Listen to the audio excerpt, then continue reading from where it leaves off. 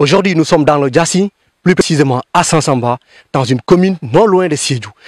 La situation qui se présente actuellement, une population qui est victime de coupures abusives de bois. Et donc aujourd'hui, sur les lieux, vous allez comprendre le pourquoi ils manifestent leur mécontentement à travers cette marche pacifique qu'ils ont organisée aujourd'hui. Mesdames et messieurs, installez-vous bien, on a des nouvelles pour vous.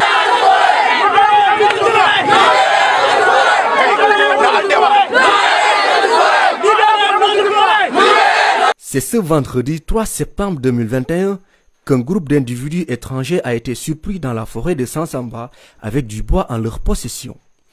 En effet, un camion de matricule DL2841B qui transportait ces bois d'une manière clandestine a été arrêté par les jeunes de la localité qui veulent avoir une nette idée vis-à-vis d'une telle mascarade qui depuis des années est en train de malmener la dite localité. Nous avons assisté à ce qu'on appelle la déforestation qui est en train de prendre l'ampleur dans notre commune. Cela est dû à quoi? À la coupe abusive du bois qui se passe aujourd'hui dans notre commune.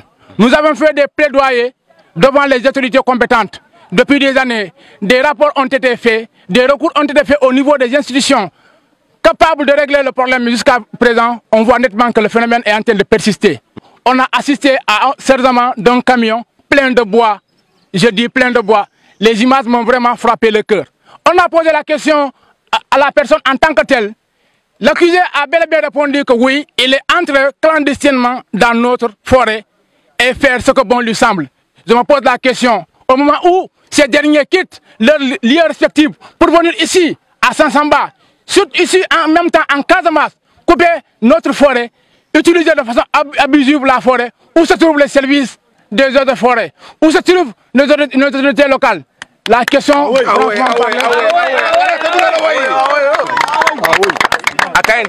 Une situation qui est vraiment déplorable. Comme on a déjà fait des plaidoyers au niveau de l'autorité compétente, quand je parle de l'autorité compétente, je fais référence à l'État. Parce que, quoi qu'on puisse dire, c'est l'autorité suprême. Et je fais référence aussi en même temps au chef de l'État, qui est le premier magistrat de la commune. Il est nettement conscient, et tous ces autorités sont nettement conscients que la Casamance n'a aujourd'hui d'autre richesse que sa forêt.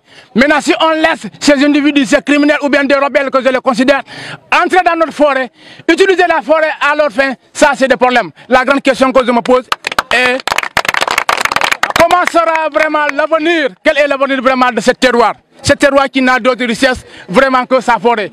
Merci, il y avait des commissions qui ont été mises en place pour essayer de traiter cette solution. Mais dans cette structure, comme vous le savez, il y a des défaillances.